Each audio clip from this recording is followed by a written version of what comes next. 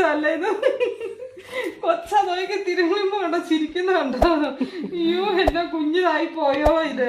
അവിടെ 2-3 ചക്ക കിടപ്പുണ്ട്. ആ ചക്കക്കിട്ട് നോക്കി വിശേഷം പറച്ചില്ല കേട്ടോ. കഥക് തുറന്നിട്ട് കഴിഞ്ഞാൽ വിശേഷം പറയും.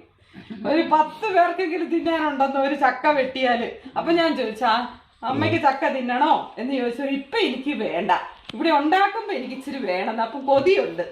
അതിനാണ് ഇങ്ങനെ പറയുന്നത്. എവിടെയും തൊടിയിക്കാതെ പറയും, എന്നാ എനിക്ക് ഇച്ചിരി ചക്ക തിന്നണമെന്ന് പറയണ്ടേ? അതൊന്നും കഴിയല. ബുദ്ധിമുട്ടല്ലേ? എല്ലാത്തിനായാലും ബുദ്ധിമുട്ടണം. ബുദ്ധിമുട്ടില്ലാതെ ജീവിക്കാൻ പറ്റും എന്റെ എലിക്കുട്ടിയമ്മേ?